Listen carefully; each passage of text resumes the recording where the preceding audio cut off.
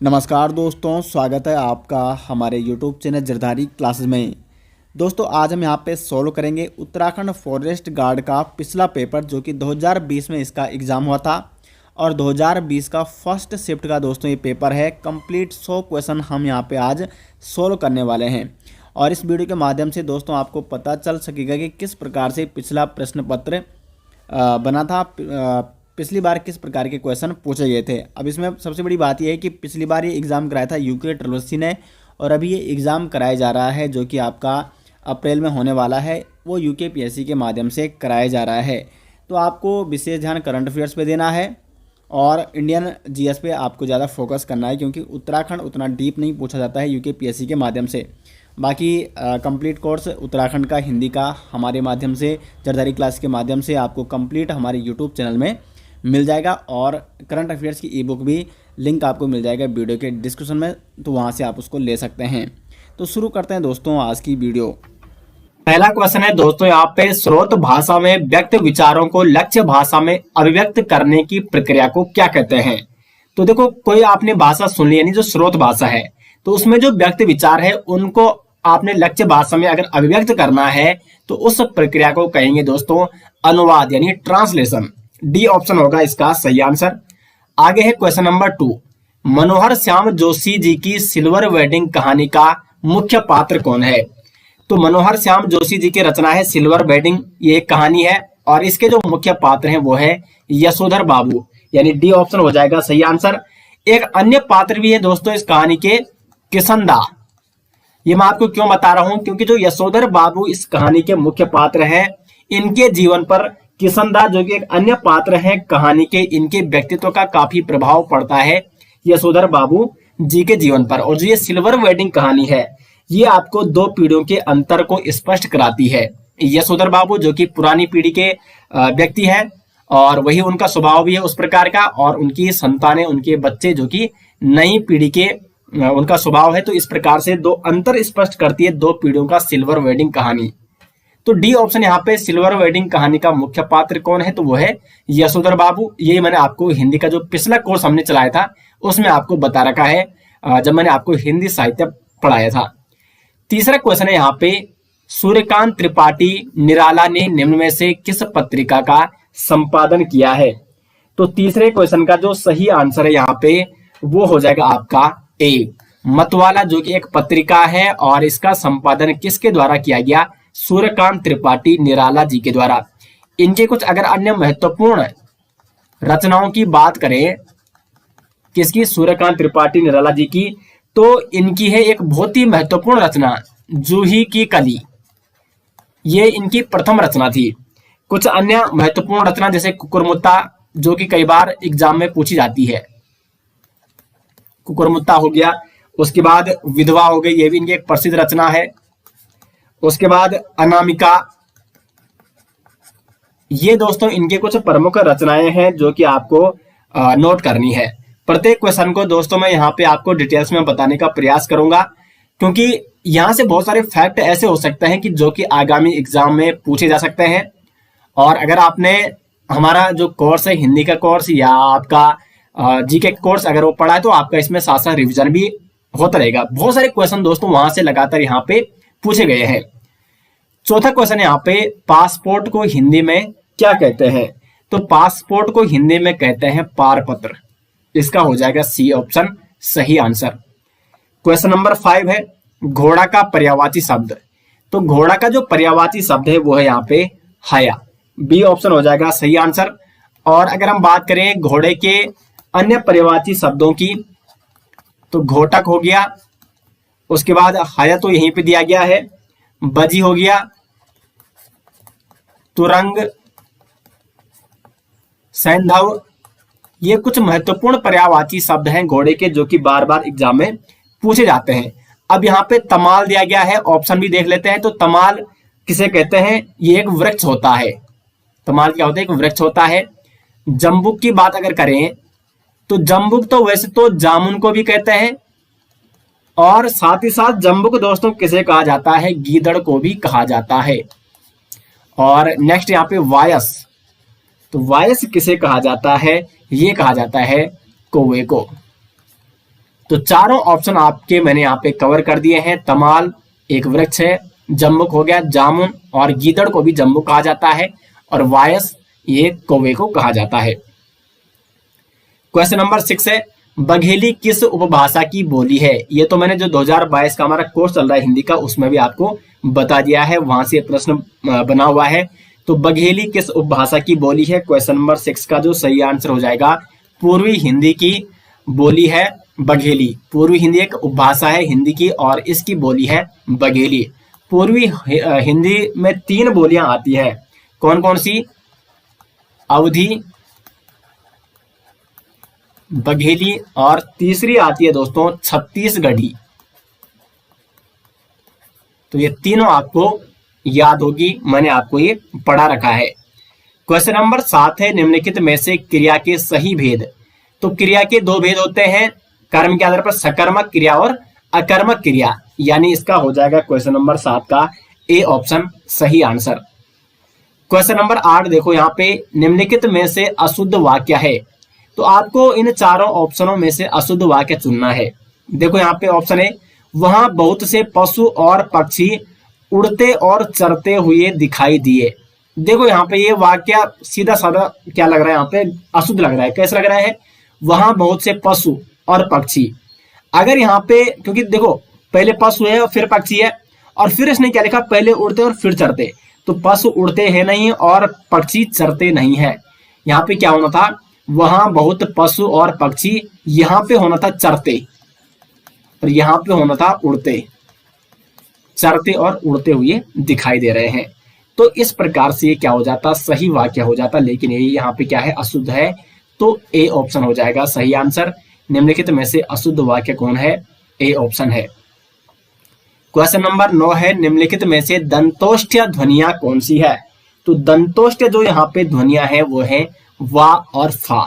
D option हो जाएगा इसका सही आंसर। अब देखो यहाँ पे जो या और रा है, ये क्या है?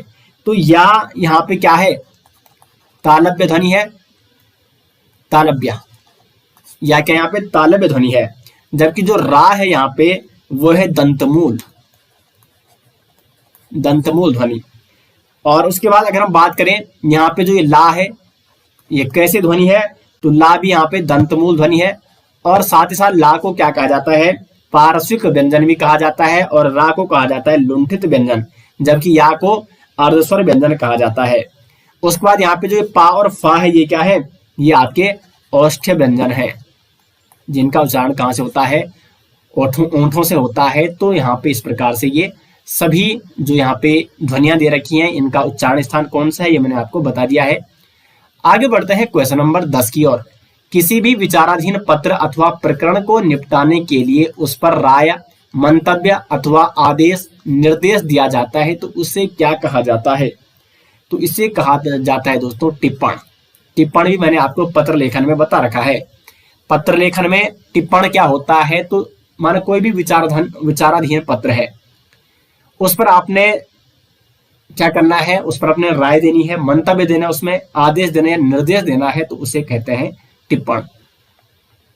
आगे बढ़ते हैं क्वेश्चन नंबर 11 की ओर। कुशधन आसन में कौन सी संधि है?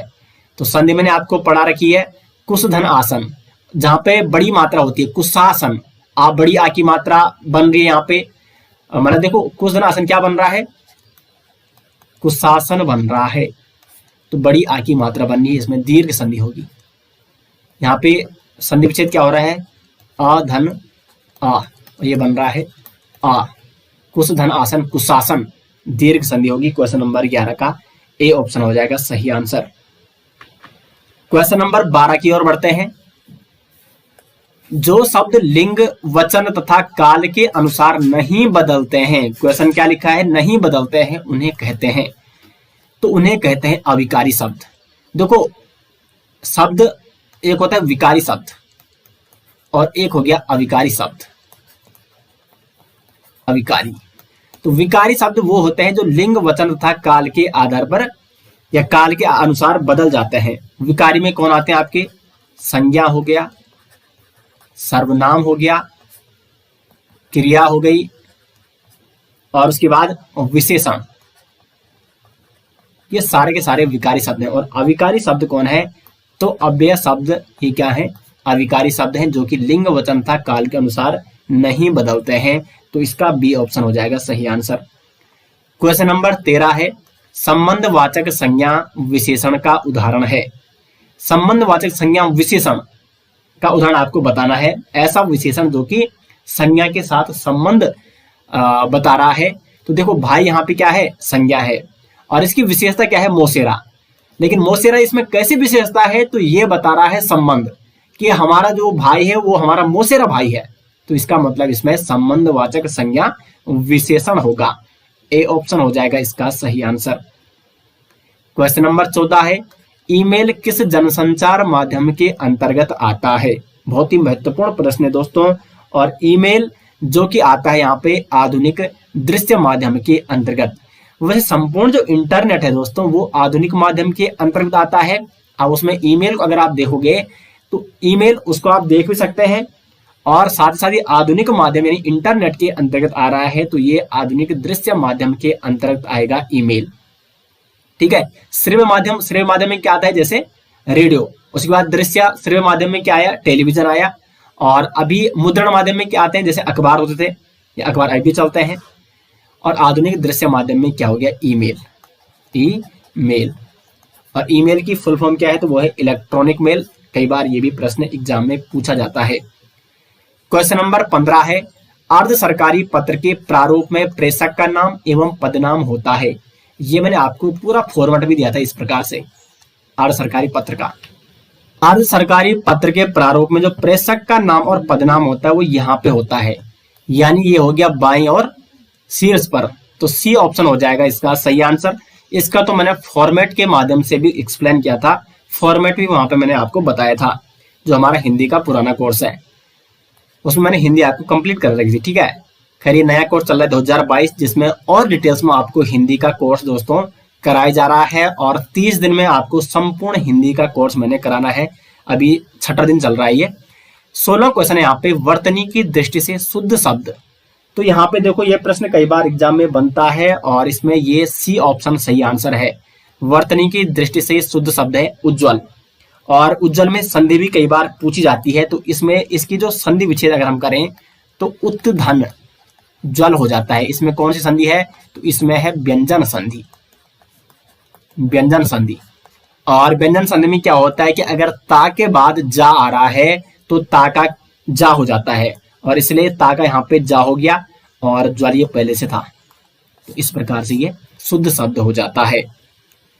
क्वेश्चन नंबर 17 है, पूर्ववर्ती का विपरीतार्थक क्या होगा। तो पूर्ववर्ती का जो विपरीतार्थक होगा वो होगा परवर्ती, यानी सी ऑप्शन हो जाएगा 17 का सही आंसर। क्वेश्चन नंबर 18 है, नीलिमा शब्द में प्रयुक्त प्रत्यय।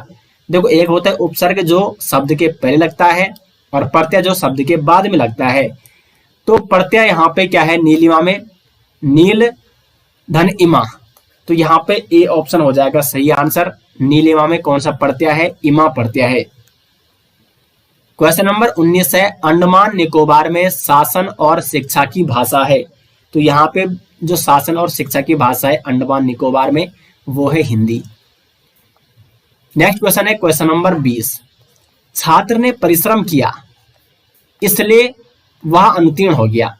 यह वाक्य है। तो आपको इसमें बताना है कि इसमें वाक्य कौन सा है, और इसमें जो वाक्य है दोस्तों वो है इसमें संयुक्त वाक्य।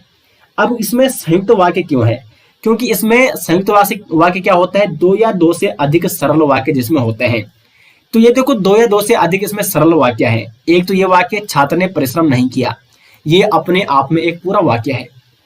वह अनुत्तीर्ण हो गया, ये भी एक पूरा वाक्य है। लेकिन अगर हम इन दोनों को मिलाते हैं, इसमें ये योजक शब्द लगा देते हैं, तो फिर ये संयुक्त वाक्य हो जाता है। साथ ही साथ इसमें अगर और लगता किंतु, परंतु, इस प्रकार के संयोजक शब्द जहां पे होते हैं वहां पे भी क्या होता है, संयुक्त वाक्य होता है। तो छात्र ने परिश्रम किया इसलिए वह अनुत्तीर्ण हो गया, इसमें संयुक्त वाक्य है। 20 का हो जाएगा सी ऑप्शन सही आंसर। अब देखो ये हिंदी के 20 क्वेश्चन थे, और यूके का हर एग्जाम जो ग्रुप सी का है उसमें आपको 20 नंबर की हिंदी पूछी जाती है।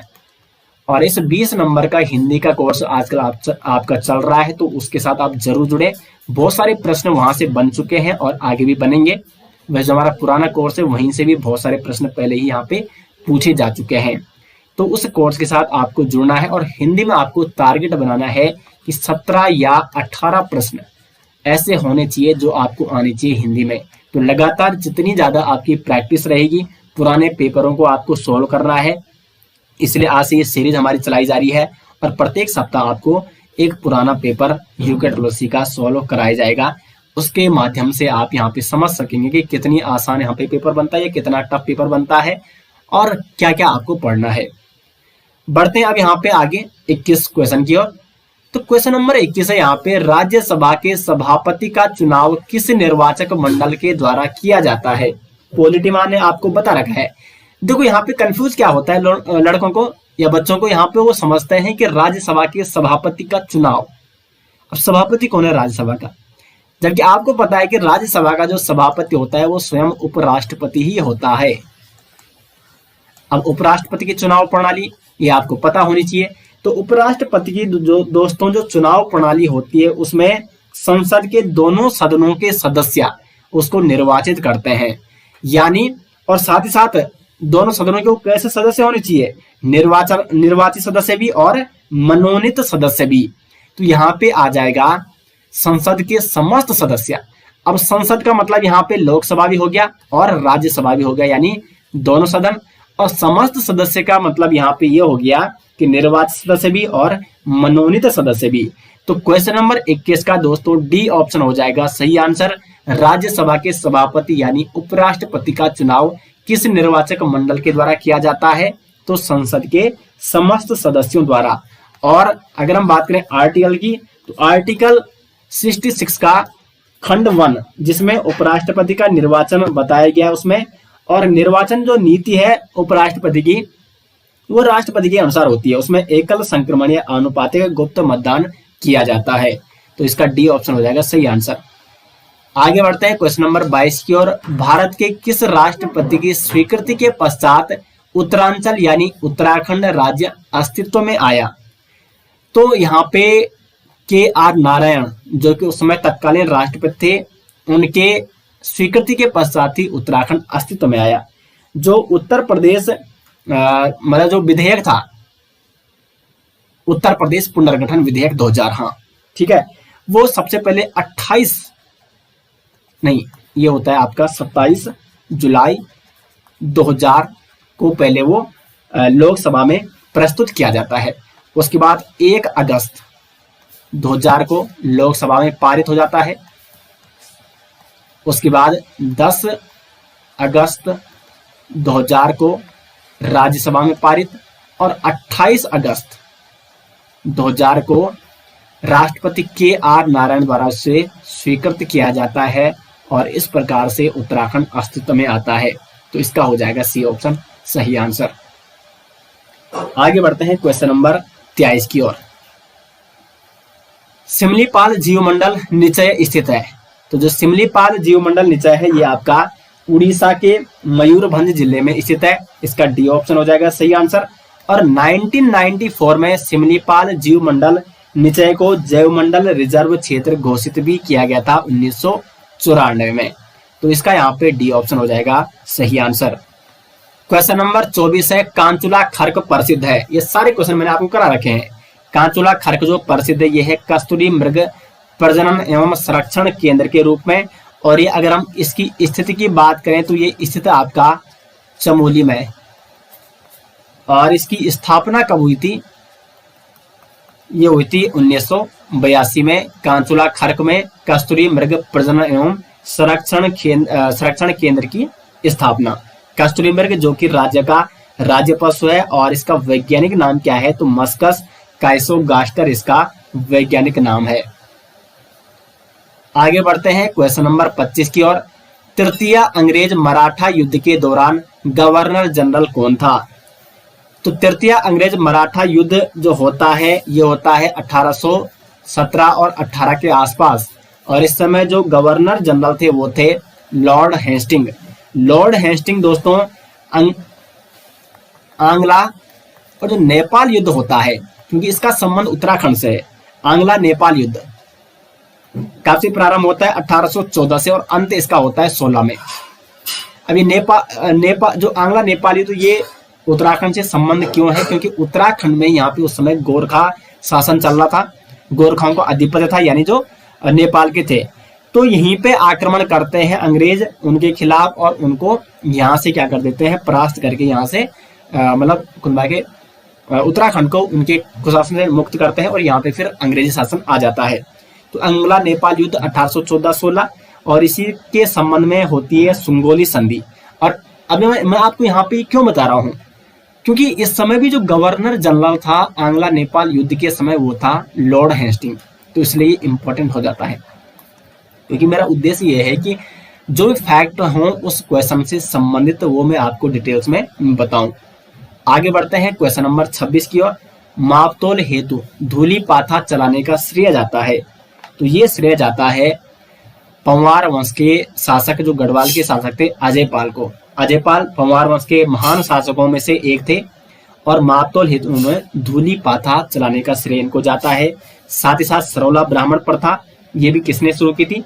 अजयपाल ने शुरू की थी। और अजयपाल जो श्रीनगर में राजधानी स्थापित की गई पंवार वंश की, वो उसका श्रेय भी किसको जाता है? अजयपाल को ही जाता है। इन्होंने चांदपुरगढ़ से अपनी राजधानी देवलगढ़ ले गई, और देवलगढ़ से श्रीनगर।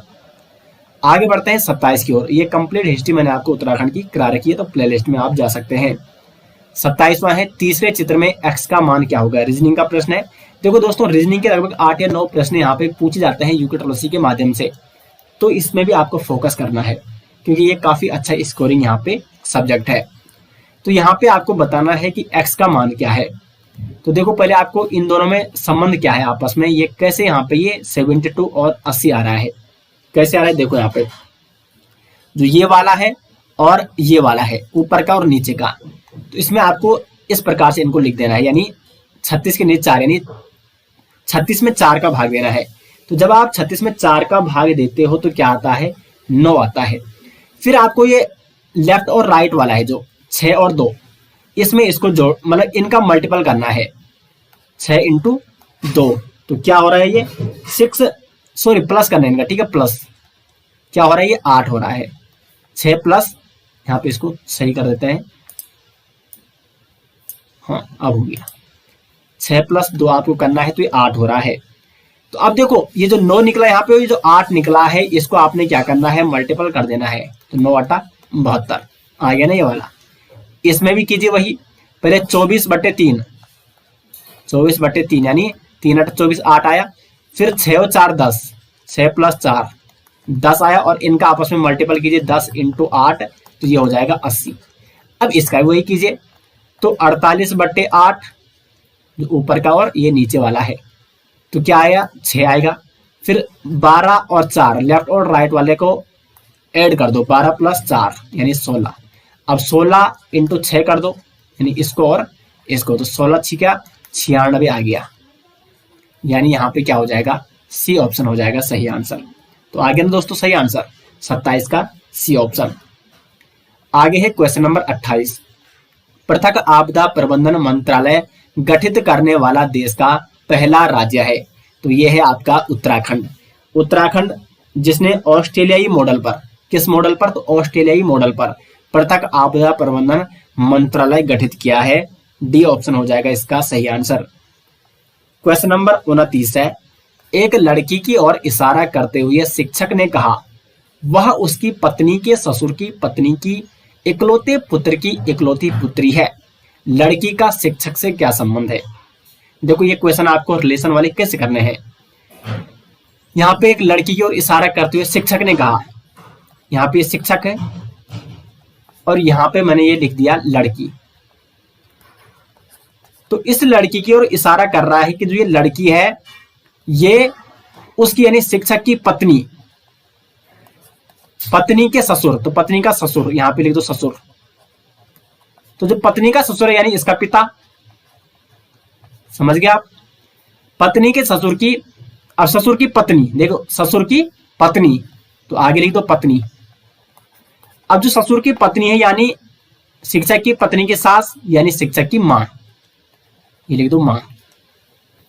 ससुर की पत्नी के इकलौते पुत्र, तो ससुर की पत्नी यानी शिक्षक की मां, और इसका इकलौता पुत्र कौन होगा, यानी ये शिक्षक। बात घूम फिर के वहीं पे आ गई।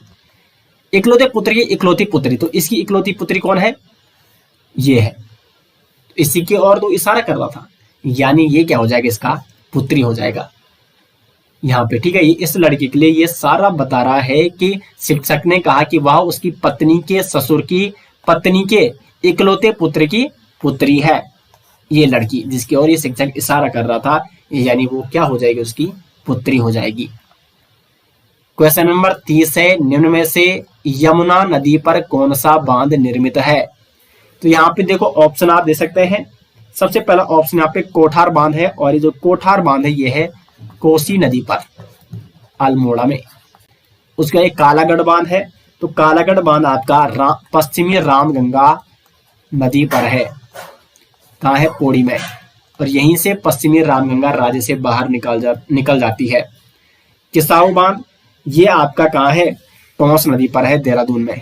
और सूरीधार बांध ये हो जाएगा यमुना नदी पर, यानी डी ऑप्शन हो जाएगा यहाँ पे क्वेश्चन नंबर 30 का सही आंसर।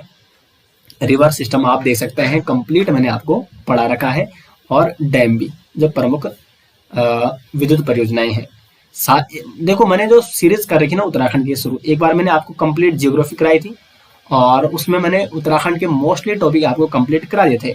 और उसके बाद आजकल जो परीक्षा वाणी सीरीज चली उसमें मैंने काफी डिटेल्स में आपको उत्तराखंड जीके का संपूर्ण जो परीक्षा वाणी में टॉपिक थे, तो परीक्षा वाणी में तो टॉपिक ले हमने, लेकिन डिटेल्स में हमने परीक्षा वाणी जो बुक है उससे भी काफी डिटेल्स में आपको हमारी उस सीरीज में मिलेगा।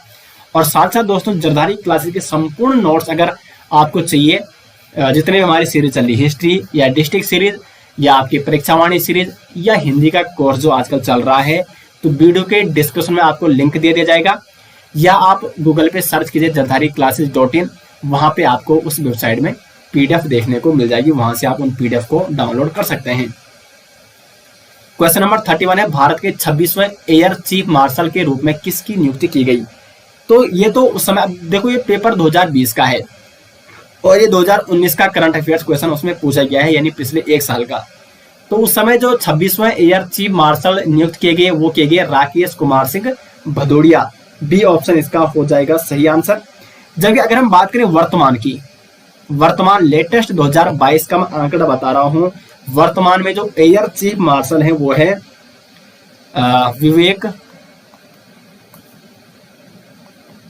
विवेकराम चौधरी। ये दोस्तों वर्तमान में क्या है, एयर चीफ मार्शल है, तो ये इनका नाम भी आपको जरूर नोट करना है 27वें, क्योंकि राकेश कुमार सिंह भदौड़े के बाद जो एयर चीफ मार्शल बने वो बने एयर मार्शल विवेकराम चौधरी, यानी 27वें एयर मार्शल के रूप में इन्होंने शपथ ली। तो बी ऑप्शन यहाँ पे 31 का सही आंसर है। 32 है, वर्तमान चमोली जिले के किस गांव में सन 1956 ईस्वी में महापाषाणीय समाधान खोजे गए थे। तो चमोली के मलारी गांव में ये 1956 में महापाषाणीय समाधान खोजे गए थे। किसके द्वारा खोजे गए थे, शिव प्रसाद डबराल जी के द्वारा 1956 में। और उसके बाद 1983 में भी दोस्तों गढ़वाल विश्वविद्यालय के खोजकर्ताओं ने यहाँ पे सर्वेक्षण किया था चमोली के मलारी गांव में। तो महापाषाणीय समाधान खोजों का एक महत्वपूर्ण केंद्र रहा है चमोली का मलारी गांव। आगे क्वेश्चन नंबर 33, भारत में गरीबी का सर्वप्रथम अनुमान किसके द्वारा किया गया था। तो बगीचा सिंह मिन्हास समिति द्वारा सर्वप्रथम गरीबी का सर्वप्रथम अनुमान किया गया था। बी ऑप्शन हो जाएगा इस क्वेश्चन का सही आंसर। उसके बाद है क्वेश्चन नंबर 34, अस्कोट वन्य जीव विहार सुरक्षित है। तो जो अस्कोट वन्य जीव विहार सुरक्षित है ये है कस्तूरी मृग की प्रजातियों के लिए, और ये कहाँ स्थित है आपका, तो ये है आपका स्थित पिथौरागढ़ में अस्कोट वन्यजीव विहार। और अगर इसकी स्थापना के बारे में प्रश्न बनता है तो इसकी स्थापना हुई थी 1986 में। आगे बढ़ते हैं क्वेश्चन नंबर 35 की ओर, राज्य के नीति निर्देशक तत्वों का उद्देश्य। तो जो राज्य के नीति निर्देशक तत्व हैं ये है आपके आर्टिकल 36 से 51 तक, और इनका जो उद्देश्य होता है वो होता है लोक कल्याणकारी राज्य की स्थापना करना। 35 का हो जाएगा सी ऑप्शन सही आंसर।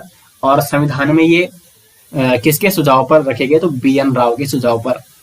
सी ऑप्शन हो जाएगा सही आंसर 35 का। क्वेश्चन नंबर 36 है, राष्ट्रीय पंचायती राज दिवस मनाया जाता है। तो कुछ संविधान से दोस्तों, मतलब अगर आप अदर GS पढ़ सकते हैं तो हिस्ट्री और इंडियन पॉलिटी ये तो आपको मोस्ट इंपोर्टेंट कर देना है, क्योंकि यहां से जितना भी आप पढ़ोगे ना वो आपका बिल्कुल सही जाएगा, क्योंकि इसमें ऐसा ज्यादा आपको मतलब कॉन्सेप्ट बनाने की आवश्यकता नहीं है, आपको पढ़ना है, समझना है। क्योंकि पॉलिटी में आपको कंप्लीट करा चुका हूं और हिस्ट्री भी मैं आपको प्राचीन भारत वैसे कंप्लीट करा चुका हूं, आधुनिक और मध्यकालीन बचा हुआ है उसको भी करेंगे। लेकिन यहां से सब ज्यादा प्रश्न बनते हैं अदर GS से, पॉलिटी से और हिस्ट्री से। इकोनॉमी से उतने प्रश्न नहीं बनते हैं, जियोग्राफी से उतने प्रश्न नहीं बनते हैं, लेकिन इन दो से दोस्तों बहुत सारे प्रश्न यहाँ पे बनते हैं। ठीक है, तो राष्ट्रीय पंचायती राज दिवस मनाया जाता है 24 अप्रैल को। सी ऑप्शन हो जाएगा सही आंसर। अब देखिए राष्ट्रीय पंचायती राज दिवस क्यों मनाया जाता है 24 अप्रैल को, क्योंकि जो राष्ट्रीय यहाँ पे जो 73वां संविधान संशोधन अधिनियम लाया गया था 1992 में, जिस समय प्रधानमंत्री कौन थे, PV नरसिम्हा राव, और इसके माध्यम से पंचायती राज व्यवस्था जो कि संविधान में 92 में इस अधिनियम के तहत जोड़ी गई थी भाग 9 और 11वीं अनुसूची में, और इसमें राज्यों को पंचायती व्यवस्था लागू करने के लिए बाध्य किया गया था। उससे पहले जरूर नहीं था प्रत्येक राज्य में पंचायती राज व्यवस्था होना, लेकिन 1992 के बाद राज्यों को पंचायती राज व्यवस्था लागू करने के लिए बाध्य किया गया। और इस समय PM कौन थे, नरसिम्हा राव थे। अगर हम बात करें उस समय लोकसभा में ये पारित किया गया था 22 दिसंबर 1992 को। कौन, 73वां संविधान संशोधन अधिनियम 1992। उसके बाद राज्यसभा में ये पारित हुआ था 23 दिसंबर 1992 को, और उसके बाद राष्ट्रपति द्वारा इसको जो मंजूरी मिली वो मिली 24 अप्रैल 1993 को, और 24 अप्रैल 1993 से संपूर्ण देश में पंचायती राज व्यवस्था लागू की गई। तो इसलिए 24 अप्रैल को ही राष्ट्रीय पंचायती राज दिवस के रूप में मनाया जाता है। आगे बढ़ते हैं क्वेश्चन नंबर 37 की ओर। निम्नलिखित में से वायु की गति किस यंत्र से मापी जाती है, तो वायु की गति मापी जाती है एनीमोमीटर से। अब यहाँ पे जो अन्य ऑप्शन है थर्मामीटर, इससे तापमान मापा जाता है। बैरोमीटर, इससे मापा जाता है वायुदाब। एनीमोमीटर हो गया वायु की गति, और उसके बाद जो हाइग्रोमीटर है इससे वायुमंडल की आर्द्रता मापी जाती है। तो ये चारों ऑप्शन जो यहाँ पे जिनका जो कार्य था वो मैंने आपको बता दिया है। आगे बढ़ते हैं क्वेश्चन नंबर 38 की ओर। निम्न में से कौन अल्मोड़ा अखबार के संपादक नहीं रहे, तो यहाँ पे बुद्धिवल्लभ पंत ये भी रहे हैं, मुंशी इम्तियाज अली और जीवानंद जोशी। यहाँ पे सैयद सुमन अल्मोड़ा अखबार के संपादक नहीं रहे हैं, तो इसलिए डी ऑप्शन हो जाएगा सही आंसर। अल्मोड़ा अखबार जो कि 1871 में बुद्धिवल्लभ पंत द्वारा निकाला गया था, सर्वप्रथम 1871 में। क्वेश्चन नंबर 39 की ओर बढ़ते हैं। 1932 ईस्वी में कलकत्ता विश्वविद्यालय के दीक्षांत समारोह में बंगाल के गवर्नर पर किस क्रांतिकारी महिला ने गोली चलाई थी, तो बीना दास जो कि बंगाल की एक क्रांतिकारी महिला थी, इन्होंने 6 फरवरी 1932 की बात है, दीक्षांत समारोह हो रहा था कलकत्ता विश्वविद्यालय में 1932 में, यानी 6 फरवरी 1932 को। और तत्कालीन जो बंगाल के गवर्नर थे वो कौन थे, स्टैनली जैक्सन। तो इन पर इन्होंने गोली चलाई थी, भले ये मतलब इनकी मृत्यु नहीं हुई थी, वो बच गए थे, लेकिन इन पर इन्होंने गोली चलाई थी। बीना दास जिनका जन्म 1911 में हुआ था, लेकिन इनका देहांत हुआ था 1986 में ऋषिकेश में, ये भी आपको नोट करना है। क्वेश्चन नंबर 40 है। निम्नलिखित चंद शासकों में से कौन मुगल बादशाह अकबर से मिलने उनके दरबार में गया, तो रुद्रचंद चंद्रवंश का शासक जो कि बादशाह अकबर के समकालीन थे, और ये बादशाह अकबर से मिलने कहाँ गए थे, उनके दरबार में गए थे। तो क्वेश्चन नंबर 40 का सही आंसर हो जाएगा ऑप्शन सी। क्वेश्चन नंबर 41 है। रमेश अपने घर से दक्षिण की ओर 15 मीटर चलता है, देखो यहाँ पे एक क्वेश्चन आपको कैसे करना है, आपको सीधे क्वेश्चन पढ़ना है और यहाँ पे उसको फॉलो करना है। देखो रमेश, माने रमेश का घर है और दिशा यहाँ पे डिसाइड कर लो। ये आपने कर दी, ये है पूर्व और ये हो गया पश्चिम, ये हो गया उत्तर और ये हो गया दक्षिण। इसी प्रकार से होती है ना डायरेक्शन है दिशा। दिशा का ज्ञान आपको होना जरूरी है, तभी आप इस प्रकार के प्रश्न कर पाओगे। तो देखो रमेश अपने घर से, माना उसका घर यहाँ पे है, तो अपने घर से ये चला दक्षिण की ओर। चलो मैं उसका घर यहाँ पे बनाता हूं। तो दक्षिण नीचे है ना, ये देखो दक्षिण यहाँ।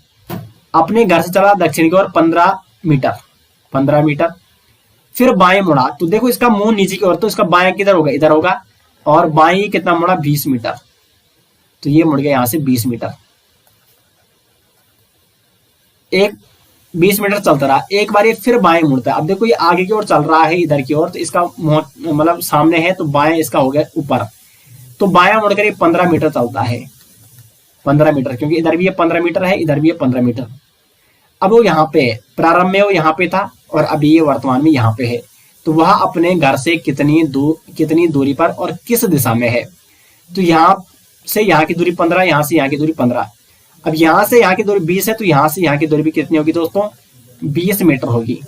तो हमें 20 मीटर का तो पता चल गया, लेकिन किस दिशा में है वो। तो जब वो प्रारंभ में उसका घर यहाँ था, तो ये उसका पूर्व है, ये उसका पश्चिम है, ये उसका उत्तर है, ये उसका दक्षिण है। इधर पूर्व है ना, ये देखो इधर, तो यहाँ पे है वो। तो वो 20 मीटर पूर्व में है, यानी बी ऑप्शन हो जाएगा क्वेश्चन नंबर 41 का सही आंसर। आगे बढ़ते हैं क्वेश्चन नंबर 42 की ओर। राष्ट्रीय अभ्यारण्य हेतु ऑनलाइन प्रवेश परमिट जारी करने के लिए सिंगल विंडो सिस्टम पथिक शुरू किया गया है। तो ये शुरू किया गया है गंगोत्री नेशनल पार्क उत्तरकाशी द्वारा। वैसे यहाँ पे आपको बता दिए शुरू कब किया गया था। सीएम त्रिवेंद्र सिंह रावत तत्कालीन जो सीएम थे उत्तराखंड के, उन्होंने 7 अप्रैल 2017 को इसका उद्घाटन किया। अब यहाँ पे मैं आपको डेट इसलिए बता रहा हूं क्योंकि वैसे जो आगामी एग्जाम है उनके लिए ज्यादा इंपॉर्टेंट नहीं है, आ भी सकता है किसी भी एग्जाम में। लेकिन ये देखो 2020 में एग्जाम हुआ था और पिछले 2 या 3 साल के करंट अफेयर्स उत्तराखंड के पूछे जाते हैं। तो उत्तराखंड करंट अफेयर्स आपको पिछले 2-3 साल का पढ़ के जाना है। हम यहाँ पे पिछले 1 साल से लगातार आपको उत्तराखंड करंट अफेयर्स आपके लाते रहते हैं। 2020 का, 2021 का, 2022 तक का कंप्लीट आपको करंट अफेयर्स आपको हमारी वेबसाइट jardhari-classes.in में, वहां पे 2020 का अलग आपको मिलेगा, 2021 का अलग और 2022 का पिछले 6 मंथ यानी जनवरी से जून तक का। तो वहां से आप पढ़ सकते हैं उसको। खैर यूट्यूब में भी आपको कंप्लीट 2021 का कंप्लीट मिल जाएगा, 2020 का भी वहां पे पिछले 6 महीने का कंप्लीट हो चुका है। तो वहां से आप उन वीडियोस को या ऐप से देख सकते हैं हमारे। क्वेश्चन नंबर 43 है, व्यास सम्मान 2019 नासिरा शर्मा को प्रदान किया गया, उनके किस उपन्यास के लिए। तो नासिरा शर्मा जिनको व्यास सम्मान 2019 से सम्मानित किया गया था, उनके उपन्यास कागज की नाव के लिए। तो कागज की नाव किसका उपन्यास है, नासिरा शर्मा का, और इसके लिए इनको व्यास सम्मान 2019 से सम्मानित किया गया। अब जो व्यास सम्मान 2020 या 21 ये किसको प्रदान किया गया, क्योंकि ये तो पुराना हो चुका है। तो व्यास सम्मान 2020 की बात करें तो ये मिला था यहाँ पे शरद पगारे जी को। शरद पगारे, उनकी किस रचना के लिए, तो पाटलिपुत्र की साम्राज्ञी।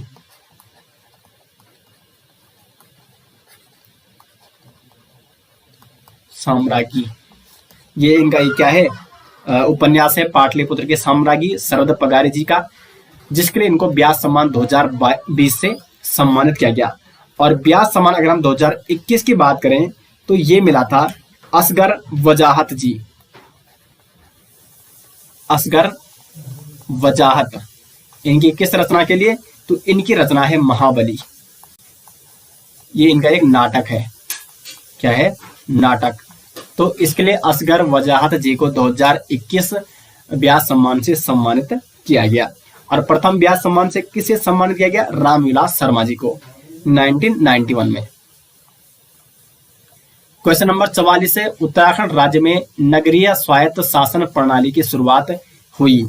तो उत्तराखंड में नगरीय स्वायत्त शासन प्रणाली की शुरुआत की गई थी 1916 में। और वर्तमान अगर नगर निगम की बात की जाए उत्तराखंड में, तो वर्तमान नगर निगम कितने उत्तराखंड में, कुल टोटल वो है 9।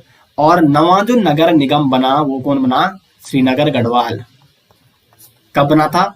31 दिसंबर 2021 को, यानी दिसंबर 2021 का लास्ट डे 31 दिसंबर 2021 को श्रीनगर को नगर निगम बनाया गया।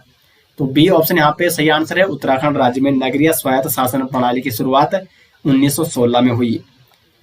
क्वेश्चन नंबर 45 से निम्नलिखित में से वास्तविक निवेश है। तो वास्तविक निवेश है यानी नवीन संपत्ति में वृद्धि होना, जिसे वास्तविक निवेश कहा जाता है। तो संपत्ति में वृद्धि कब होती है? जब आप भवनों का निर्माण करते हैं, कारखानों का निर्माण करते हैं। तो सी ऑप्शन हो जाएगा यहाँ पे सही आंसर। भवनों का निर्माण जो कि वास्तविक निवेश के अंतर्गत आता है। क्वेश्चन नंबर 46 से बाल गंगा सहायक नदी है। तो बाल गंगा किसकी सहायक नदी है? यहाँ पे वो है भिलंगना की। बी ऑप्शन हो जाएगा सही आंसर। देखो रिवर सिस्टम में इस तरीके से मैंने आपको पढ़ा भी रखा, वहां पे यहां से आती है धर्मगंगा, धर्मगंगा ये आ रही है, और यहां से आ रही है बाल गंगा यहाँ पे, यानी जहां पे बुड्ढा केदार मंदिर है टिहरी में, ठीक है, बुड्ढा केदार मंदिर, यहाँ पे दोनों संगम करती है। फिर यहां से आगे चलती है और ये पहुंच जाती है घनसाली, और घनसाली में इधर से आ रही है भिलंगना। तो भिलंगना घनसाली में यहाँ पे बाल गंगा से मिल जाती है।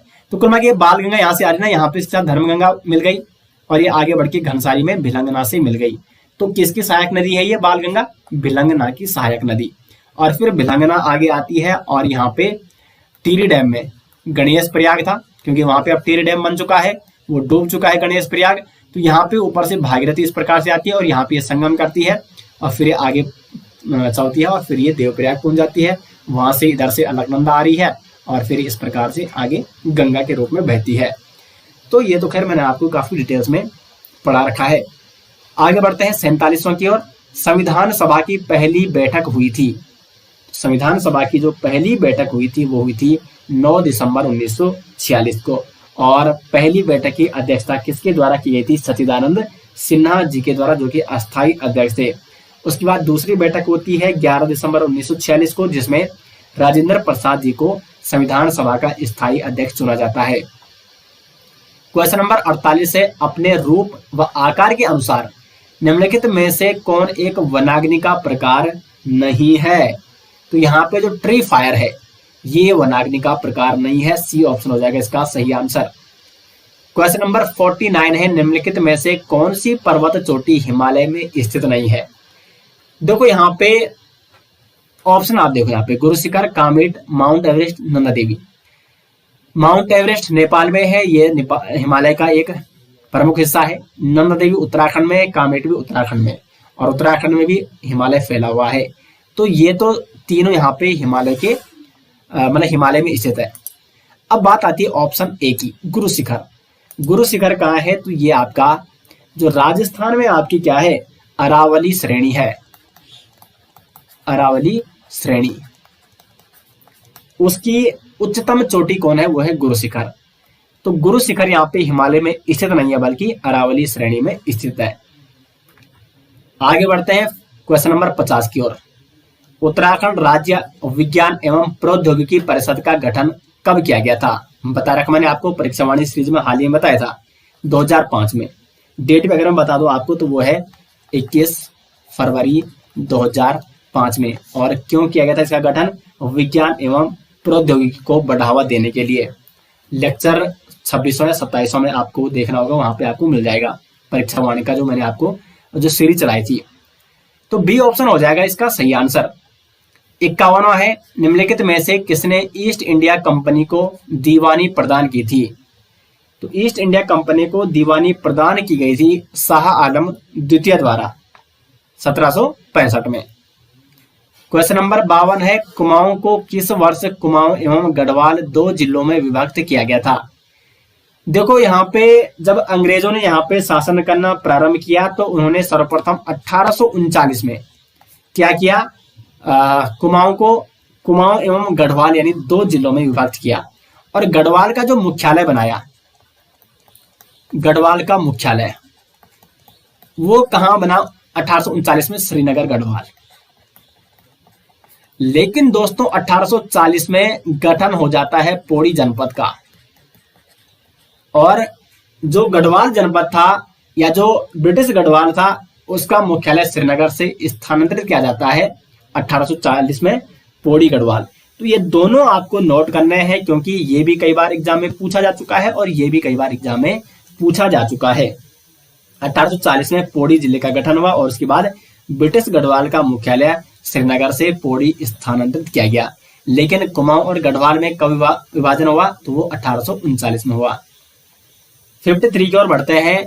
दी गई श्रेणी में कौन सा विकल्प प्रश्न चिन्ह के स्थान पर आएगा। तो देखो यहाँ पे आपको बताना है यहाँ पे क्या आएगा। ये कुछ इस प्रकार से हो रहा है, देखो, हाँ, जो ये वाला 1 है, ठीक है, तो इसको अगर स्क्वायर करोगे तो कितना होगा, 1 ही होगा। फिर यहाँ पे आगे बढ़ोगे अगर 4, तो जो 4 है वो 2 का स्क्वायर है, फिर जो 9 है वो 3 का स्क्वायर है, और फिर जो यहाँ पे आएगा वो 4 का स्क्वायर होगा। तो देखो 1 का स्क्वायर 1, 2 का स्क्वायर 4, 3 तिया 9 और 4 को यहाँ पे आ जाएगा 16, यानी वो किसका स्क्वायर होगा, 4 का स्क्वायर 16 होगा, यहाँ पे 16 आ जाएगा और ये हो जाएगा सी ऑप्शन सही आंसर। ठीक है दोस्तों, अब हम आगे बढ़ते हैं क्वेश्चन नंबर 54 की ओर। गढ़वाली फिल्म जगवाल के निर्देशक थे। तो गढ़वाल की जो फिल्म है, पहली फिल्म है जगवाल, जो कि 1983 में रिलीज हुई थी, और ये गढ़वाल की पहली फिल्म है और इसके निर्देशक कौन थे, वो थे पराशर गौड़। अगर बात करें कुमाऊं की, तो कुमाऊं की जो पहली फिल्म है वो है मेघा, जो कि कब रिलीज हुई थी, 1987 में, और इसके निर्देशक कौन है, तो वो है काका शर्मा। 55 की ओर बढ़ते हैं। 3 बार विश्व चैंपियन रही साइकिल चालक केली कैटलिन का हाल ही में निधन हुआ है, वह निवासी थी। तो ये उस समय 2020 के करंट अफेयर्स का क्वेश्चन था। 7 मार्च 2019 को इनका निधन हुआ, और ये कहाँ की थी, ये थी संयुक्त राज्य अमेरिका की, यानी बी ऑप्शन हो जाएगा सही आंसर। यानी पिछले 1 साल का करंट अफेयर दोस्तों आपको पढ़ना जरूरी है। 56वां है यहाँ पे न्योली है।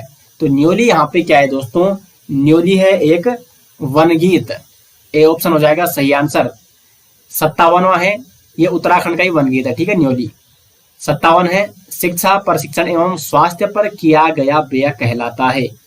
देखो दोस्तों, मानव के लिए शिक्षा प्रशिक्षण और स्वास्थ्य ये बहुत जरूरी है, यानी इन पर अगर व्यय किया जाता है तो ये कहलाता है मानव पूंजी। शिक्षा प्रशिक्षण एवं स्वास्थ्य, क्योंकि ये मानव के लिए बहुत ही महत्वपूर्ण है और इन पर अगर व्यय किया जा रहा है तो वो मानव पूंजी ही मानी जाती है। बी ऑप्शन हो जाएगा 57 का सही आंसर। क्वेश्चन नंबर 58 है। उत्तराखंड की संस्कृति में ठुलो ढुसको, यानी जिसको ठुलखेल भी कहा जाता है, वो क्या है। तो ठुलो ढुसको जो कि उत्तराखंड की संस्कृति में है, पहाड़ी रामायण। डी ऑप्शन दोस्तों हो जाएगा 58 का सही आंसर। 59 की ओर बढ़ते हैं। निम्न में से संयुक्त राष्ट्र संघ के हेग स्थित अंतरराष्ट्रीय न्यायालय के संबंध में कौन सा कथन सत्य है। तो इसका जो सही आंसर है वो है डी। 15 न्यायाधीश 9 वर्ष के लिए केवल संयुक्त राष्ट्र संघ की महासभा तथा सुरक्षा परिषद द्वारा चुने जाते हैं, तो इसलिए इसका हो जाएगा डी ऑप्शन सही आंसर। क्वेश्चन नंबर 60 है। गढ़वाल हितकारिणी सभा की स्थापना हुई। तो गढ़वाल हितकारिणी सभा की स्थापना होती है 1901 में। साथ साथ गढ़वाल यूनियन की स्थापना भी कब हुई थी, वो हुई थी 1901 में ही। और संस्थापक कौन थे, तारादत्त गढ़वाल और उनके सहयोगी। आगे बढ़ते हैं क्वेश्चन नंबर 61 की ओर। यूरोपीय संघ यानी ईयू का मुख्यालय कहाँ है। तो ये है बेल्जियम की राजधानी ब्रुसेल्स। ब्रुसेल्स जो कि बेल्जियम की राजधानी है। राजधानी। और अगर हम बात करें यूरोपीय संघ की स्थापना कब हुई, तो इसकी स्थापना हुई 1993 को, 1 नवंबर 1993 को यूरोपीय संघ की स्थापना की गई, जिसका मुख्यालय बनाया गया बेल्जियम की राजधानी ब्रुसेल्स को। आगे बढ़ते हैं क्वेश्चन नंबर 62 की ओर। आसन बैराज विहार का संबंध है। देखो आसन बैराज जो कि देहरादून में स्थित है और इसका जो संबंध है वो है चिड़ियों से, क्योंकि यहाँ पे विविध प्रकार की चिड़िया पाई जाती हैं। और इसकी अगर हम स्थापना की बात करें, इंपॉर्टेंट प्रश्न यह बन सकता है, तो 1967 में आसन बैराज की स्थापना की गई थी। और ये स्थित कहाँ है आपका, तो ये है देहरादून में स्थित है। ठीक है दोस्तों, आगे बढ़ते हैं 63 की ओर। यंग इंडिया के संपादक थे, तो यंग इंडिया के संपादक थे महात्मा गांधी। साथ साथ अगर महात्मा गांधी की अन्य रचनाओं की बात की जाए तो सत्य के साथ मेरे प्रयोग और इंडिया ऑफ माय ड्रीम, ये इनकी दो महत्वपूर्ण पुस्तकें हैं महात्मा गांधी जी की। क्वेश्चन नंबर 64 है, हिम ज्योति फाउंडेशन देहरादून का उद्देश्य क्या है? तो हिम ज्योति फाउंडेशन देहरादून का उद्देश्य है मेधावी छात्राओं की उत्तम शिक्षा, यानी इसका ए ऑप्शन हो जाएगा सही आंसर। 65 की ओर बढ़ते हैं। बहुत ही महत्वपूर्ण प्रश्न ये बन रहा है रीजनिंग का, और काफी कंफ्यूजिंग प्रश्न भी है। तो इसमें आपको यहाँ पे बताना है कि यहाँ पे कौन सा अंग्रेजी वर्णमाला का यहाँ पे कुल मिला के वो आएगा, अक्षर आएगा। ठीक है, तो देखो जिस पर यहाँ पे SQB आ रखा है, यहाँ पे क्या होना चाहिए? ऑप्शन नीचे दिए हुए हैं, L होगा कि M होगा, N होगा कि P होगा कि Q होगा। तो उसके लिए हमें इनमें अंतर स्थापित कर, इनमें जो मतलब संबंध है वो स्थापित करना होगा। तो देखो यहाँ पे 6 + 4 + 4, 6 4 10 4 कितना हो रहा है? 14 हो रहा है, और 14 में आप 5 जोड़िए तो ये कितना हो रहा है? 19 हो रहा है। और अंग्रेजी वर्णमाला में अगर आप गिनोगे तो S का स्थान कौन सा है? वो है 19वां। इसमें भी अब वही करना है, सबको जोड़ो +5 करना है। 4 और 1 5, 7 12 और 5 17। तो Q का जो स्थान होता है वो 17वां स्थान होता है, 17वां, और ये है आपका 19वां। देखो 17 पे Q है, फिर Q R आ जाएगा 18 पे, और S आ जाएगा 19वें पे। इसको भी जोड़ो, तीनों को जोड़ो, 10 8 18 और 5, ये क्या हो जाएगा? 23 हो जाएगा। अब यहाँ पे ये 23 हो गया, यानी 10 18 5 23, इसमें भी +5 जोड़ना है तो ये हो जाएगा 28। अब क्या अंग्रेजी वर्णमाला में किसी का स्थान 28वां है? नहीं है, क्योंकि अंग्रेजी वर्णमाला में टोटल 26 है। अब फिर से 26 के बाद अगर A और B की शुरुआत की जाए तो इसका स्थान आ जाता है 27वां, और इसका स्थान आ जाता है 28वां, क्योंकि ये रीजनिंग है और रीजनिंग में किसी भी प्रकार के प्रश्न बन सकते हैं। तो यहाँ पे B का स्थान हो जाएगा 28वां। ठीक है, अगर आप दोबारा आगे बढ़ाओगे वैसे ही।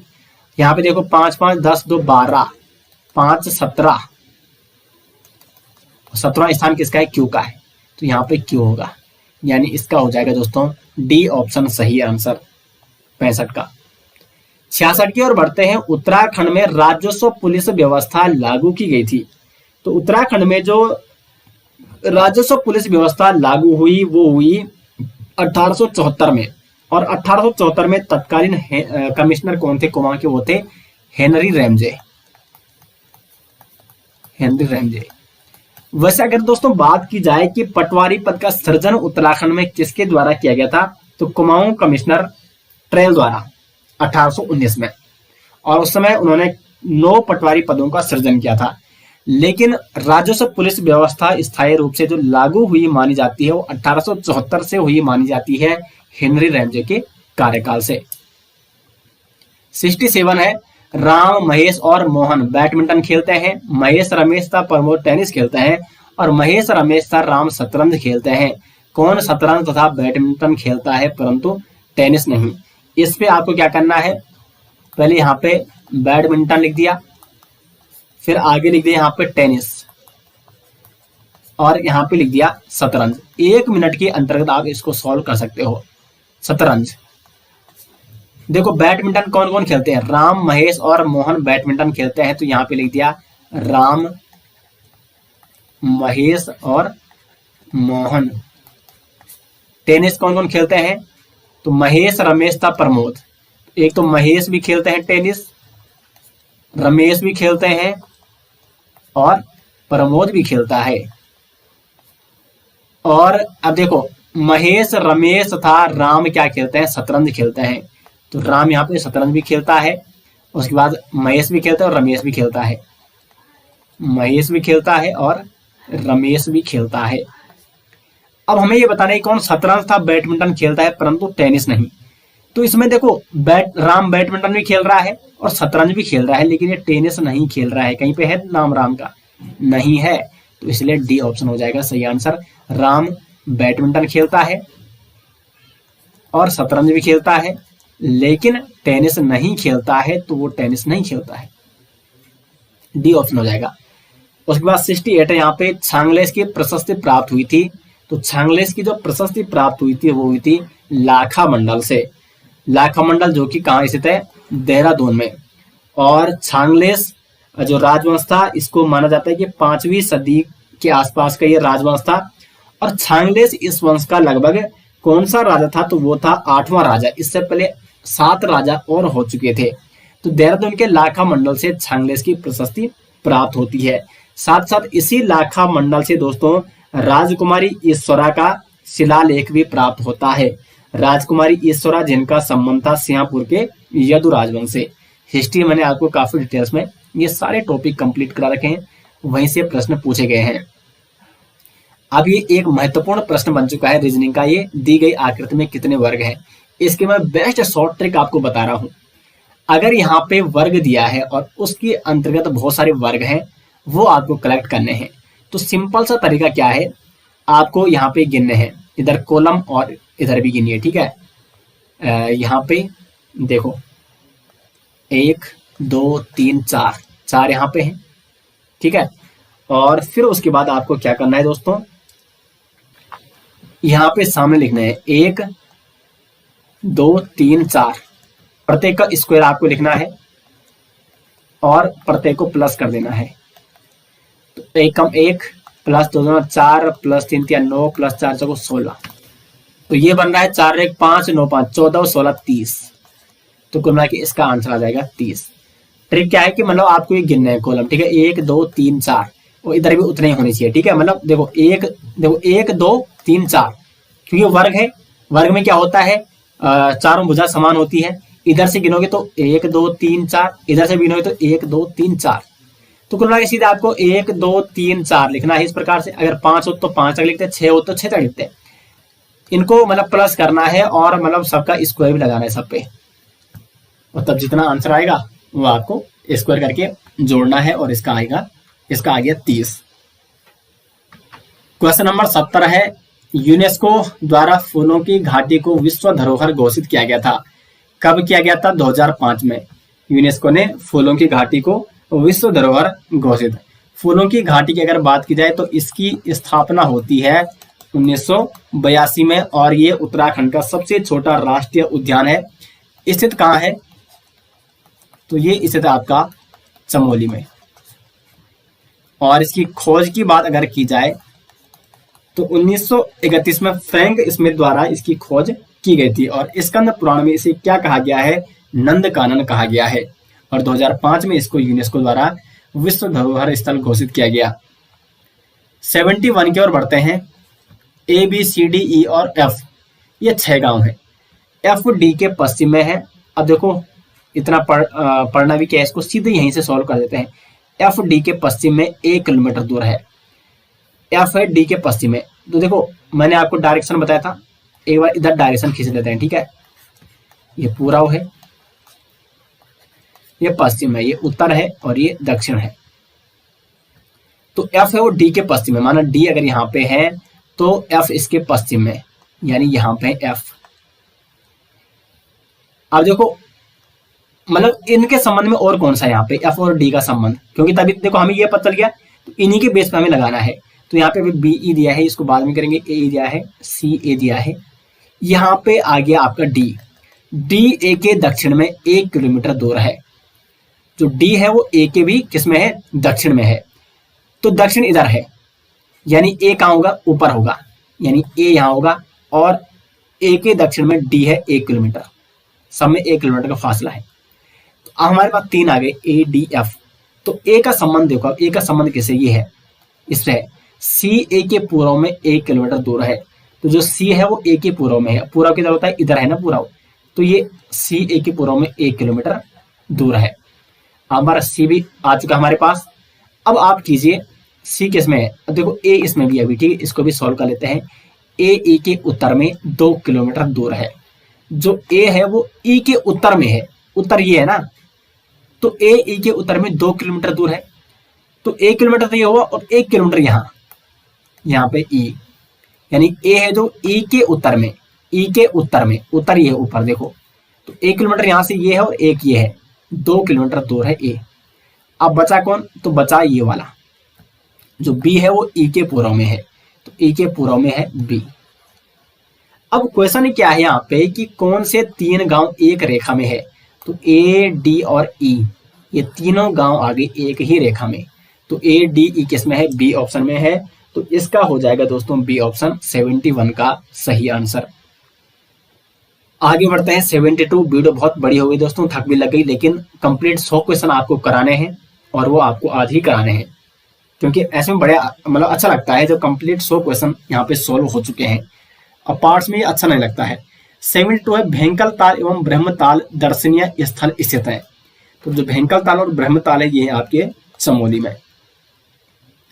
73 है, भाभा परमाणु अनुसंधान केंद्र के वैज्ञानिकों द्वारा विकसित भाभा कवच है, तो 73 का जो सही आंसर है वो है भारतीय सैन्य बलों हेतु बनाया गया अगली पीढ़ी के हल्के वजन की बुलेट प्रूफ जैकेट, इसका ए ऑप्शन सही आंसर है, ये भी उस समय का करंट का क्वेश्चन है। 74 की ओर बढ़ते हैं। उत्तराखंड राज्य में आपातकालीन चिकित्सा सेवा यानी 108 प्रारंभ की गई थी 15 मई 2008 को, यानी इसका हो जाएगा डी ऑप्शन सही आंसर। 75 की ओर बढ़ते हैं। भारत में हाल ही के वर्षों में किस आयातित मद पर सर्वाधिक विदेशी विनिमय व्यय किया गया है, तो सर्वाधिक जो विदेशी विनिमय व्यय किया गया है वो किया गया है पेट्रोलियम तेल और लुब्रिकेट्स पर, यानी बी ऑप्शन हो जाएगा 75 का सही आंसर। 76 है, the Himalayan districts of the north western province of India पुस्तक के लेखक कौन है, तो वो है Edwin T Atkinson, D option सही आंसर इनका। साथ साथ द हिमालयन गजेटियर पुस्तक भी किसकी है, वो है एडविन टी एटकिंसन की।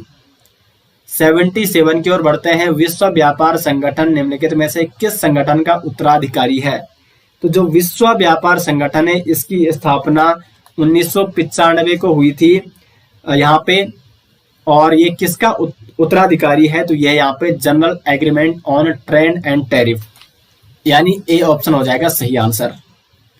78 की ओर बढ़ते हैं। यशोधर मठपाल का नाम किस विधा से जुड़ा है, तो यशोधर मठपाल एक प्रसिद्ध चित्रकार थे, ठीक है, यानी चित्रकला से इनका चित्रकला विद्या से जुड़े हुए हैं।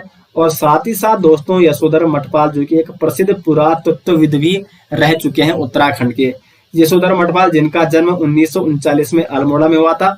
और कुमाऊं की चित्रकला, ये पुस्तक किसकी है, कुमाऊं की चित्रकला पुस्तक ये भी किसकी है, तो यह है यशोधर मठपाल की। जब अगर बात करें गढ़वाल पेंटिंग्स, तो गढ़वाल पेंटिंग पुस्तक किसकी है, वो है मुकंदी लाल जी की। 79 है, मौसम की दशाएं वायुमंडल की किस परत में बदलती है, तो ये बदलती है क्षोभ मंडल में। अगर हम वायुमंडल की बात करें तो सबसे यहाँ पे देखो नीचे है क्षोभ मंडल, उसके नीचे यहाँ पे उसके ऊपर वो है समताप।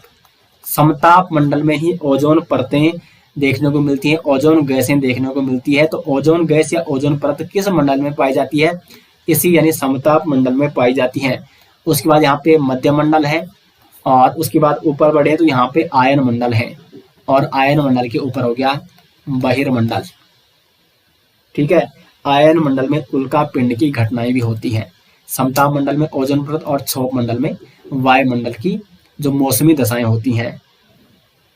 क्वेश्चन नंबर 80 है, कार्बेट नेशनल पार्क में बाघों की सुरक्षा हेतु special tiger protection force STPF का गठन किया गया, तो ये किया गया था 2013 में। सी ऑप्शन होगा सही आंसर। 118 लोगों की फोर्स यानी STPF फोर्स 118 लोगों की फोर्स थी, और ये 2013 में गठित की गई थी। अगर बात करें कार्बेट नेशनल पार्क की, तो 1936 में इसकी स्थापना होती है, और इसका प्रवेश द्वार का है तो नैनीताल का ढिकाला, और 1 अप्रैल 1973 को इसमें प्रोजेक्ट टाइगर की भी शुरुआत की गई थी। क्वेश्चन नंबर 81 है, भारत में सोहारवर्दी सिलसिला का संस्थापक किसे माना जाता है? तो यहाँ पे शेख बहाउद्दीन जकारिया को माना जाता है भारत में सोहारवर्दी सिलसिला का संस्थापक। 82 है, वन अनुसंधान संस्थान यानी FRI भवन का डिजाइन किस ब्रिटिश वास्तुविद ने तैयार किया? तो CG ब्लॉमफील्ड। मोस्ट इंपोर्टेंट प्रश्न है, CG ब्लॉमफील्ड द्वारा FRI भवन का डिजाइन तैयार किया गया था। FRI की अगर स्थापना की बात करें तो FRI की स्थापना कई बार एग्जाम में पूछा जाता है। 1906 में इसकी स्थापना की गई। और ये कहाँ है FRI? तो ये आपका देहरादून में स्थित है।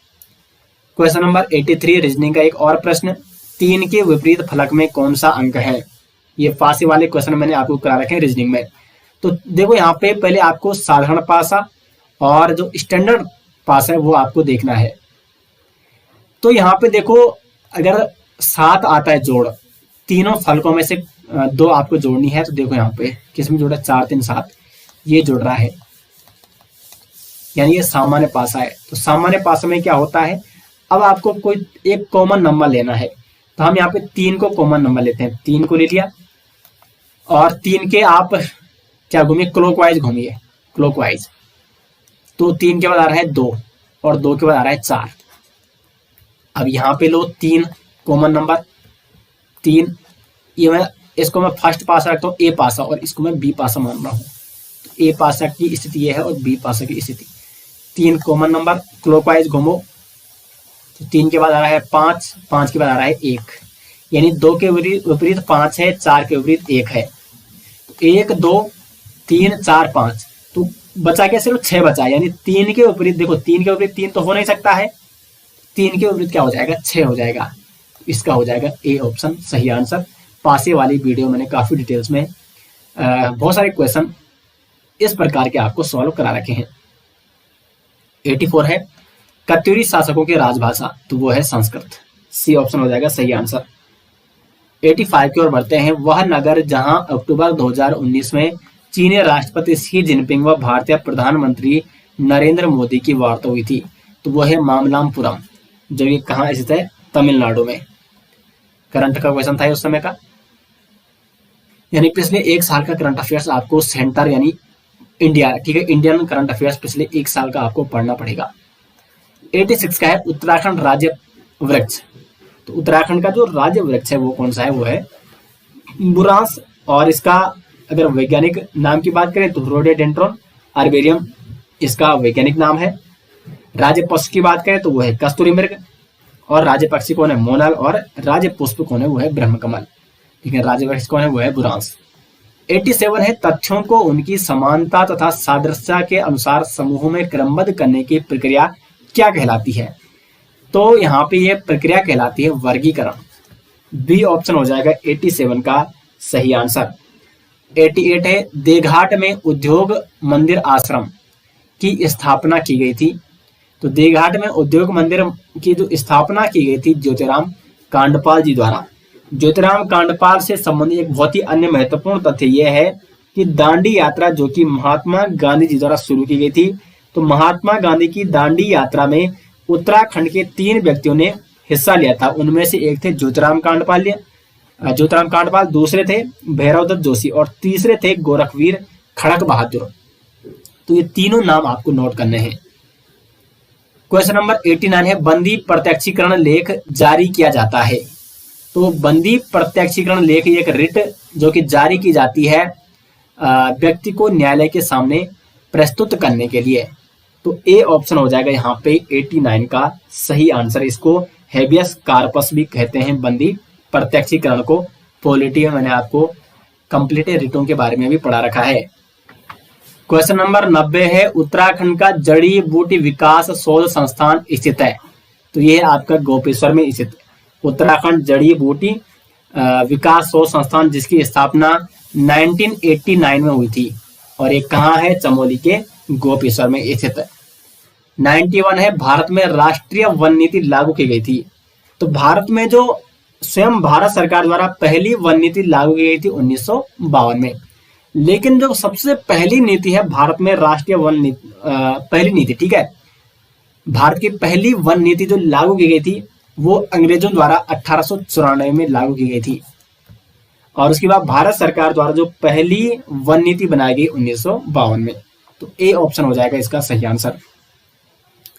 92 है बंदरपूछ स्थित है। तो जो बंदरपूछ पर्वत है वो स्थित है आपका उत्तरकाशी में, यानी ए ऑप्शन हो जाएगा इसका सही आंसर। 93 और बढ़ते हैं। भरतपुर के जाट राज्य की स्थापना की गई थी।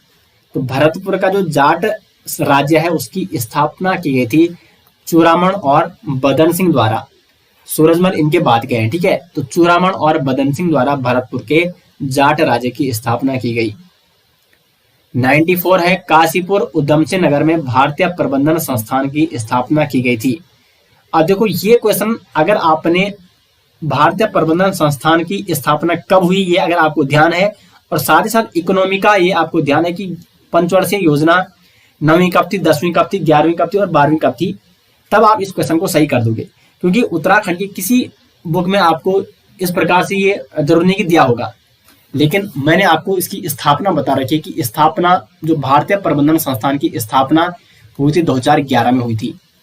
जो हमारे प्रमुख संस्थानों वाली जो लेक्चर था उत्तराखंड के प्रमुख राष्ट्रीय संस्थान, तो भारतीय प्रबंधन संस्थान काशीपुर उधम सिंह नगर में स्थित है। इसकी स्थापना 2011 में हुई थी। लेकिन दोस्तों 2011 में कौन सी पंचवर्षीय योजना चल रही थी, तो वो चल रही थी 11वीं पंचवर्षीय योजना, जिसका अगर हम बात करें इसकी अवधि थी 2007 से 2012। तो देखो 2007 से 2012, लेकिन इसकी स्थापना हो चुकी है 2011 में, यानी इसकी अंतर्गत ही इसकी स्थापना हुई। यानी 11वीं पंचवर्षीय योजना के अंतर्गत भारतीय प्रबंधन संस्थान की स्थापना की गई 2011 में। सी ऑप्शन होगा सही आंसर। 95 की ओर बढ़ते हैं। सुबह की सैर स्वास्थ्य के लिए अच्छी होती है। अब इसके निष्कर्ष देखो, सभी स्वस्थ लोग सुबह की सैर करते हैं? जरूर नहीं है, ठीक है। यानी ये ऊपर के कथन का क्या नहीं है, निष्कर्ष नहीं है। शाम की सैर नुकसानदायक होती है? बिल्कुल नहीं, बहुत सारे लोग शाम को सैर करते हैं। यानी उपयुक्त में से कोई भी यहाँ पे क्या नहीं निकल रहा है, निष्कर्ष सही नहीं निकल रहा है। डी ऑप्शन हो जाएगा सही आंसर। 96 की ओर बढ़ते हैं। उत्तराखंड उच्च न्यायालय नैनीताल ने निम्न में से किस ग्लेशियर को जीवित प्राणी का दर्जा दिया? तो गंगोत्री ग्लेशियर को उत्तराखंड हाईकोर्ट द्वारा जीवित प्राणी का दर्जा दिया गया है, और ए ऑप्शन हो जाएगा इसका सही आंसर। गंगोत्री ग्लेशियर कहाँ है? तो ये आपका उत्तरकाशी में स्थित है। राज्य का सबसे बड़ा एक ग्लेशियर है। राज्य का देखो सबसे बड़ा ग्लेशियर है गंगोत्री, उत्तरकाशी में है। दूसरा है पिंडारी, और ये आपका चमोली बागेश्वर में स्थित है। और तीसरा है मिलम, जो कि पिथौरागढ़ में स्थित है। उत्तरकाशी अगर बात की जाए तो यहाँ पे खिमलोगा ग्लेशियर है, डोरियानी ग्लेशियर है, बंदरपूछ ग्लेशियर है। ये सारे ग्लेशियर कहाँ है? उत्तरकाशी में है। 97 की ओर बढ़ते हैं। सन 2019 ईस्वी में गुरु नानक देव का जन्म दिवस मनाया गया। तो कौन सा जन्म दिवस मनाया गया था? ये मनाया गया था 550वां। ये भी करंट का क्वेश्चन है। 98 की ओर बढ़ते हैं। चौफुला है, तो चौफुला क्या है दोस्तों? एक नृत्य है चौफुला, उत्तराखंड का श्रृंगार प्रधान नृत्य, जो कि एक सामूहिक नृत्य है। इसमें पुरुष स्त्री द्वारा ये नृत्य किया जाता है, चौफुला नृत्य। क्वेश्चन नंबर 99 की ओर बढ़ते हैं। भारत में श्वेत क्रांति का जन्मदाता किसे माना जाता है? तो वी कुरियन को माना जाता है भारत में श्वेत क्रांति का जन्मदाता। जबकि भारत में हरित क्रांति का जन्मदाता किसे माना जाता है?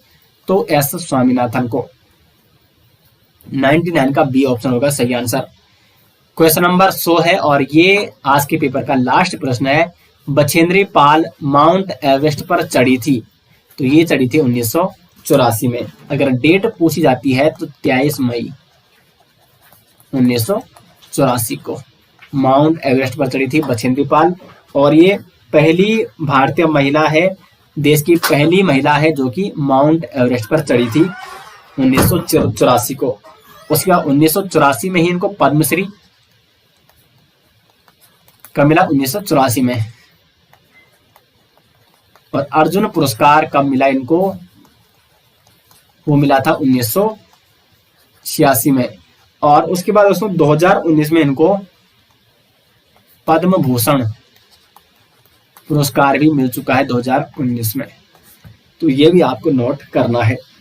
तो दोस्तों ये थे फॉरेस्ट गार्ड एग्जाम पेपर 2020 में जो हुआ था फर्स्ट शिफ्ट में, क्योंकि आपका जो आगामी सबसे पहले जो पेपर होने वाला है 2022 में वो फॉरेस्ट गार्ड का ही है। तो इसको देखते हुए वीडियो आपके लिए बनाई गई है और प्रत्येक हफ्ते इसी प्रकार से प्रत्येक पेपर आपको सॉल्व कराया जाएगा। यूके का जो अब तक हो चुका है और किस प्रकार के प्रश्न बन रहे हैं, प्रत्येक क्वेश्चन को डिटेल्स में एक्सप्लेन किया जाएगा। तो उम्मीद करेंगे दोस्तों ये सीरीज भी आपको पसंद आएगी। जरदारी क्लासिक हमेशा यही कोशिश रहती है कि कुछ नया आपके लिए किया जाए। तो अब एक ये नई सीरीज आपके लिए शुरू की जा रही है। तो उम्मीद करेंगे आपको ये वीडियो पसंद आई। तो मिलते हैं दोस्तों नेक्स्ट वीडियो साथ, तब तक के लिए धन्यवाद।